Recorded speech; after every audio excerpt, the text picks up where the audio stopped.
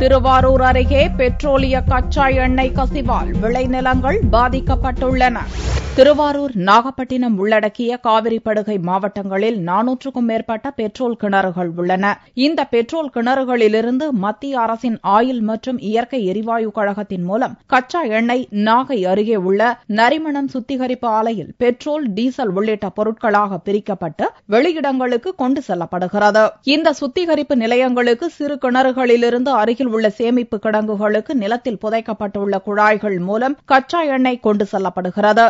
அவ்வாறு எண்ணெய் கொண்டு செல்லப்படும் போது அடிக்கடி குழாய்களில் உடைப்பு ஏற்பட்டு எண்ணெய் கசிவு ஏற்படுகிறது. இதனால் அங்குள்ள விளைநிலங்கள் பாதிக்கப்படுவதுடன் தீ விபத்தும் ஏற்படுகிறது. இந்நிலையில் திருவாரூர் மாவட்டம் வாழச்சேரி என்ற இடத்தில் பூமிக்குள் புதைக்கப்பட்ட குழாய்களிலிருந்து கச்சா எண்ணெய் வெளியேறியதால் அங்கு சாகுபடி செய்யப்பட்டிருந்த நெற்பயிர்கள் அழிந்துள்ளன. இதனால் கவலையடைந்துள்ள விவசாயிகள் கச்சா எண்ணெய் கொண்டு செல்லும் குழாய்களை 4 ஆண்டுகளுக்கு ஒருமுறை மாற்ற வேண்டும் என்று வலியுறுத்தினர். இன்னைக்கு கொர்ராச்சேரி பக்கத்தில் இருக்கிற வாழச்சேரியில பைப்லைன் வெடிச்சு ஒரு விளைநிலம் பூராவுமே இன்னைக்கு ஆயிலாக மாற்றப்பட்டிருக்கு. ஒரு 50 வருடத்திற்கு அந்த விளைநிலம் விளைவது என்பது இனிமே இருக்காது, விளைவிக்க முடியாத அளவிற்கு அது மாறி போயிருக்கு.